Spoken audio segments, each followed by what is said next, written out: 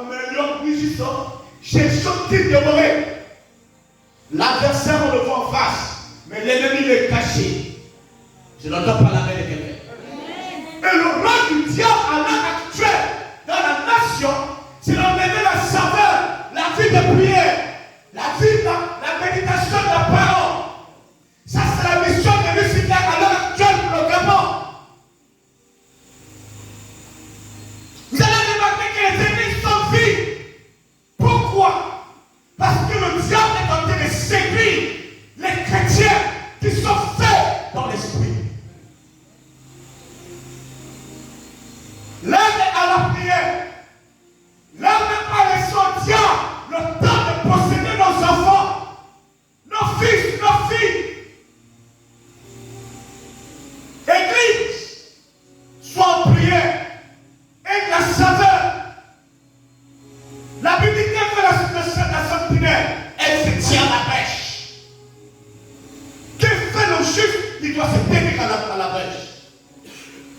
Évitez l'histoire qu'on dit, oh la paix. Écoutez, la paix c'est tout dans la parole et non dans les récits. Gédéon était le plus petit, on attribue des balancés. Mais c'est Gédéon qui a bâti la première fois dans l'histoire de la Bible un hôtel qu'on appelle Yahvé Shalom. On récite la paix, mais on ne vit pas la paix. Vous savez, lorsque une femme ou un homme qui a travaillé, la fin du mois arrive, au lieu qu'il puisse jouir de son salaire, c'est le décès.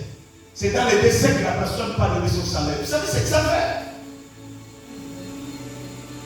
Église, il faut en prière.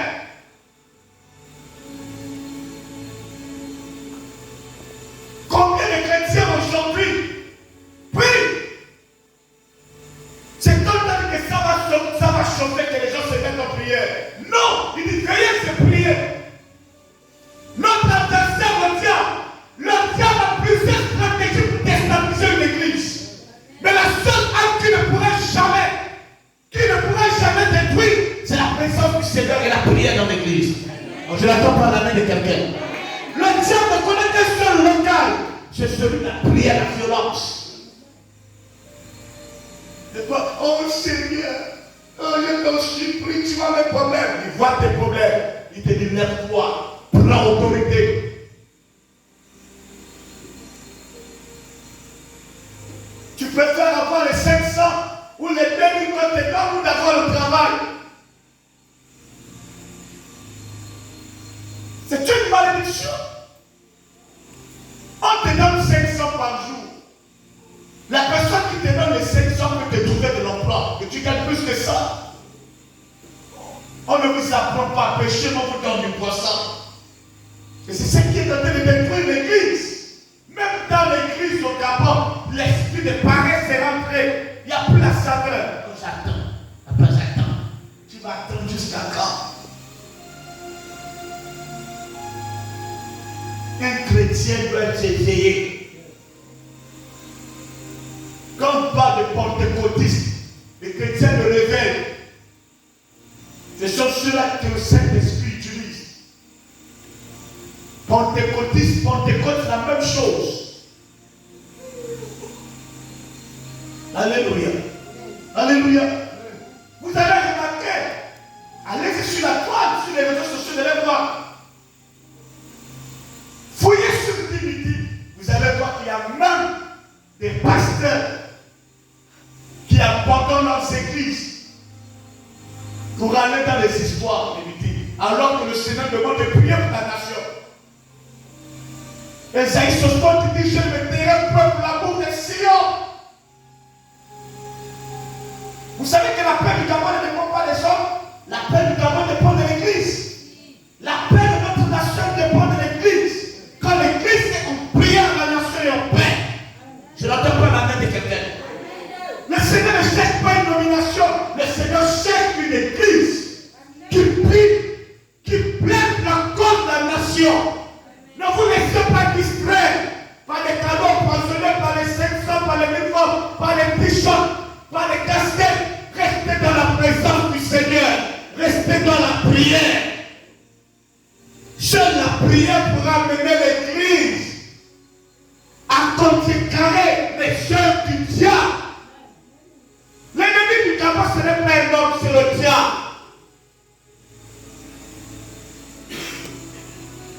Et je peux vous dire une grande vérité. À l'heure actuelle, le diable n'attaque pas les familles qui ne prient pas.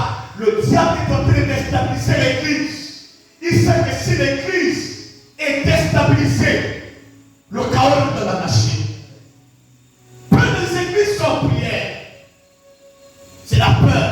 On établit la peur. On établit la peur. Dans 2 Timothée 1:5 dit, nous n'avons pas reçu un esprit de peur, mais un esprit de force, de courage, d'amour, de sagesse.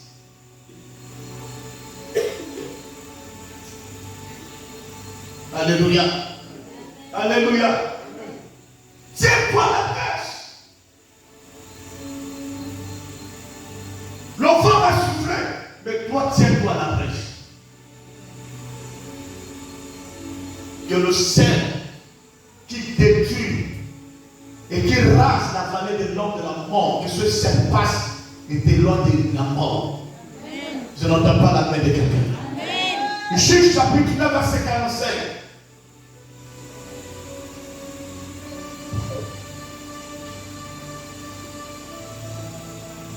Il est écrit dans le livre de Juges, chapitre 9, verset 45. Oui.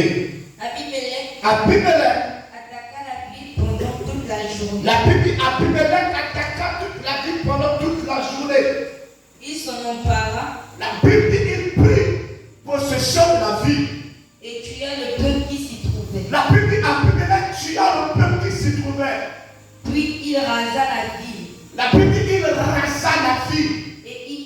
Il s'éma du ciel. Il s'éma du ciel. Alléluia.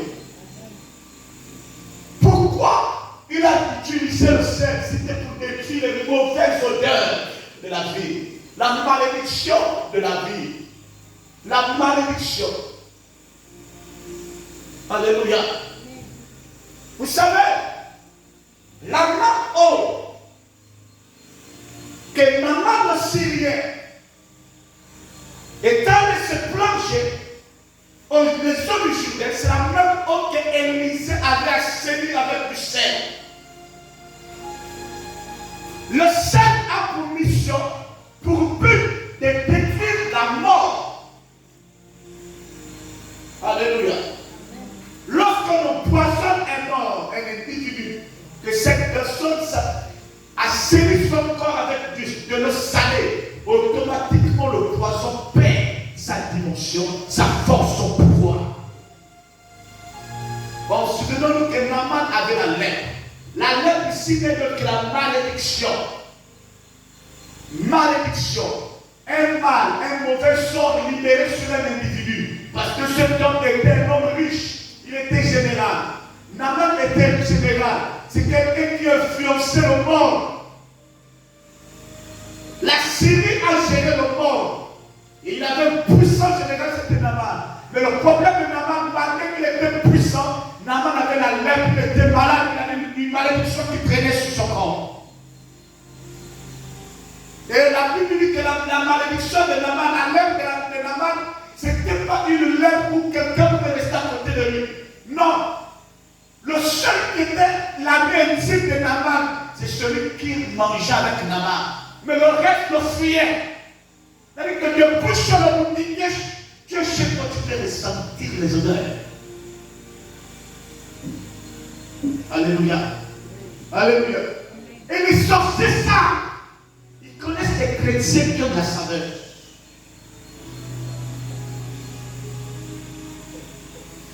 Alléluia. Alléluia. C'est une vérité. Il y a des personnes, malgré qu'elles travaillent, malgré qu'elles a l'argent, malgré qu'il a l'argent, il ne fait rien de voir avec l'argent. Dès que l'argent arrive, il y a un problème. Dès que ça arrive, il y a un malheur. Dès que ça arrive, il faut dépenser. Il faut savourer ta vie. Projet cela, le dès que l'argent arrive, le projet ça disparaît. C'est parce que l'ennemi voit qu'il n'y a pas la saveur dans ta vie. Que l'Éternel te délivre de ce nom de Jésus-Christ.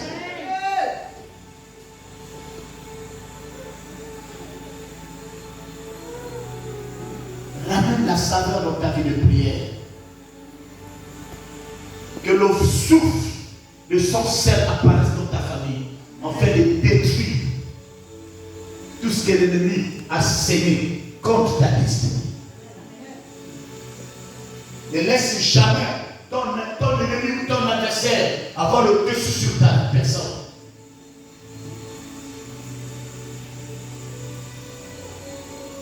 Aujourd'hui, il y a beaucoup de personnes.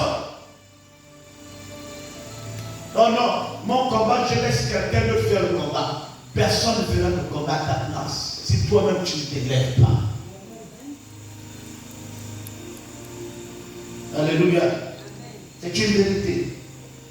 L'option ce soit verset 2 à 3.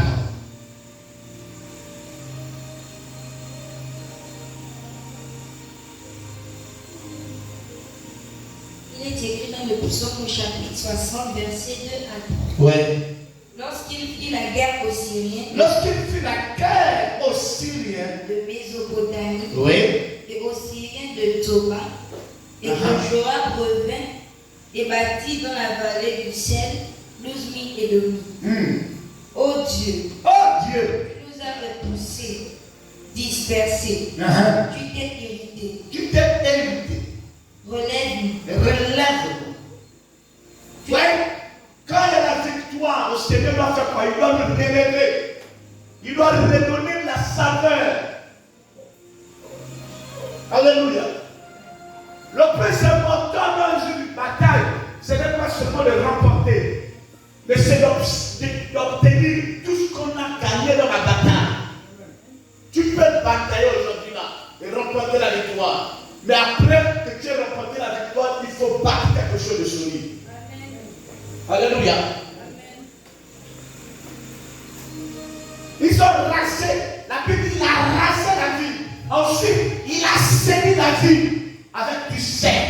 Il a redonné à cette vie la saveur de la vie, alors qu'il y avait la mort. Or, souvenons que selon que comment c'était le lieu là où l'abomination avait battu le record sur toute la terre.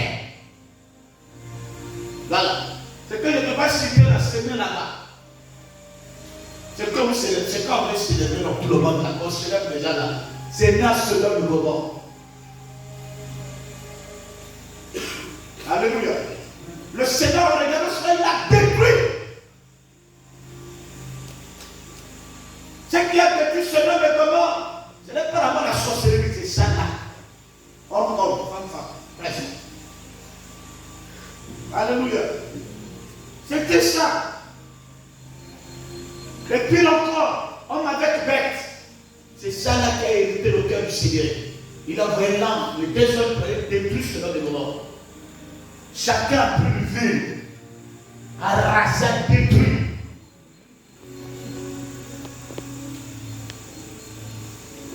En utilisant le sein dans tes affaires, dans ton commerce, même dans ta plantation, utilise le sein. Ramène la saveur. Et vous verrez, je te lance ce défi. Le sorcier de ton quartier, de ton voisinage va fuir.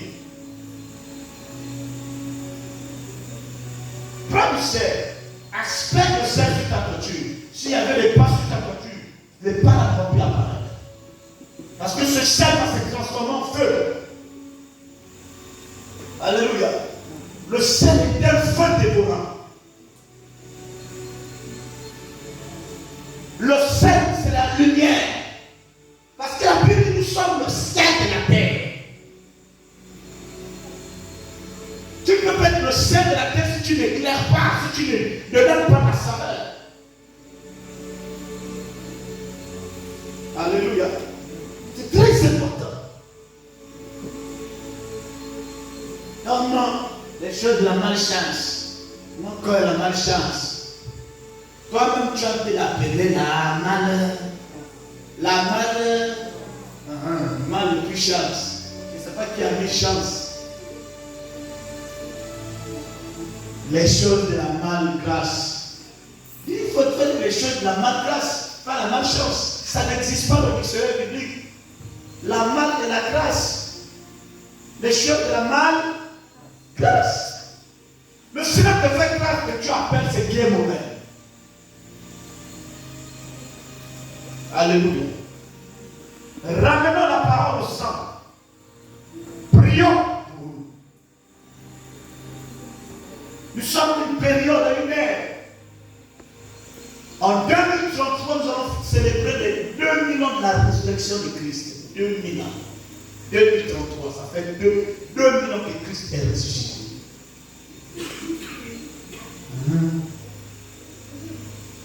Oui. En 2033, on va fêter 2000 ans de la résurrection de Christ.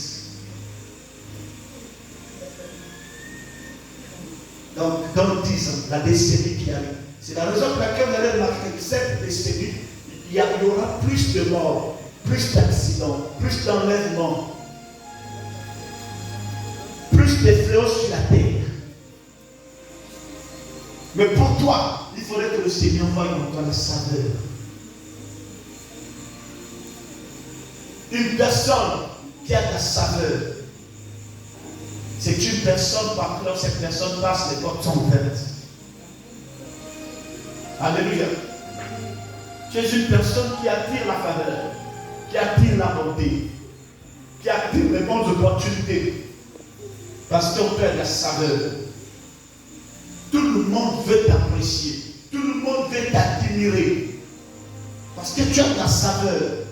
Parce que tes affaires marchent. On ne peut pas jeter la pierre sur un arbre qui ne produit pas. Non. On jette toujours la pierre sur un arbre qui produit.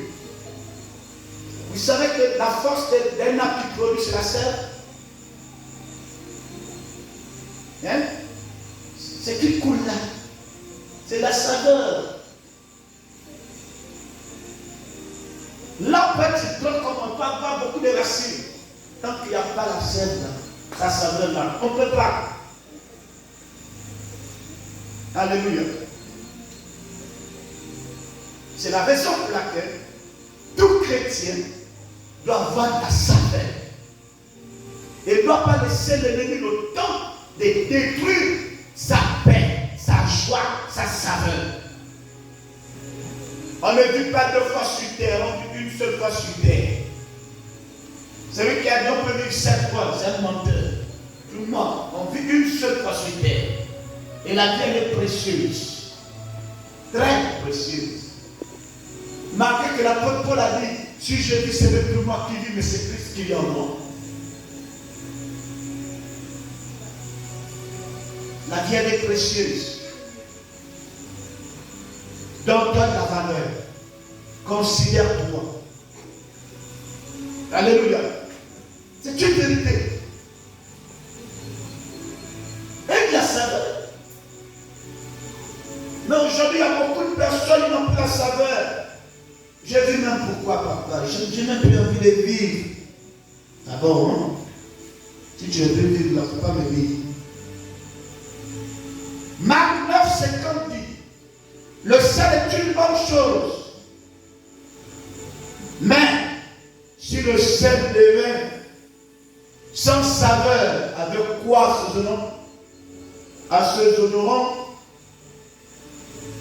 assaisonnerez-vous? Ayez du sel en vous-même et soyez en paix les uns envers les autres. Un chrétien qui a de la saveur, qui a du sel en lui, a 2 clés. 2 grandes clés que Christ a données à l'Église.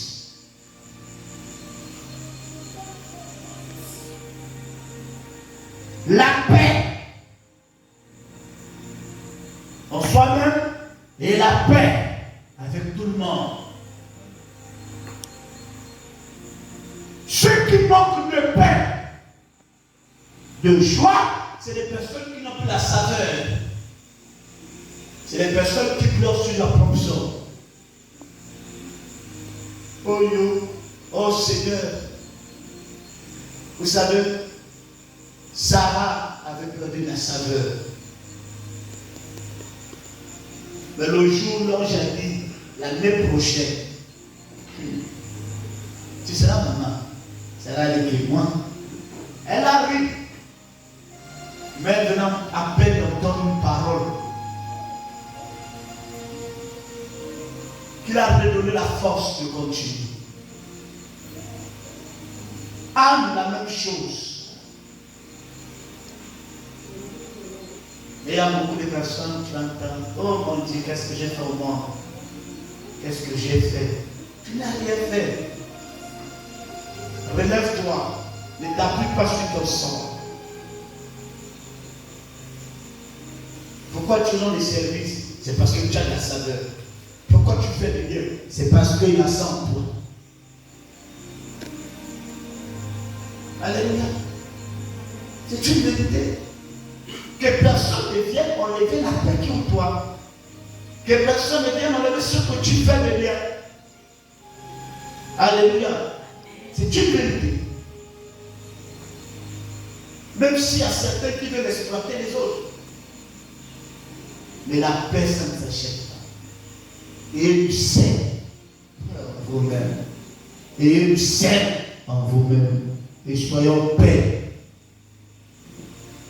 les uns avec les autres.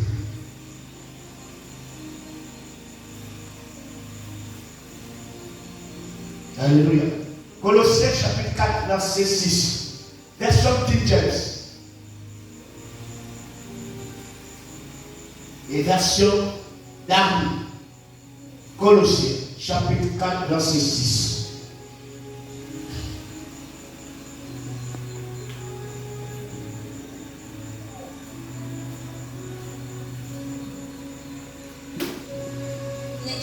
Colossiens chapitre 4, verset 6, version King James. Oui.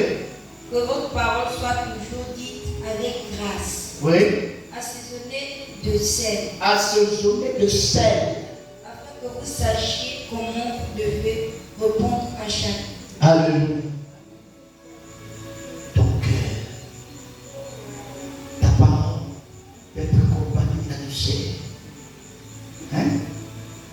Oui. Verset d'Armée. Oui. Que votre parole soit toujours dans un esprit de grâce. Ah! Que votre parole soit toujours dans un esprit de grâce. Grace. Assaisonnée de sel. Assaisonné de sel, l'assaisonnement. Oh papa, c'était assaisonnant encore. Voilà qui ajoute le commencement à part. J'assaisonne papa. On t'a dit qu'elle est partie là-bas. Non, elle n'est pas partie là-bas. J'assaisonne, oui. Afin que vous sachiez comment vous devez répondre à chacun. Oui. Tichite, le bien-aimé frère et fidèle serviteur et compagnon de service. Oh non, tu dis là que tu vas voir ça. Moi je suis chrétienne. Qu'est-ce que maman reste chrétienne? Maman n'a pas. Tu es en train de perdre la saveur. Alléluia. Vous savez, c'est compliqué. C'est très compliqué de nos jours.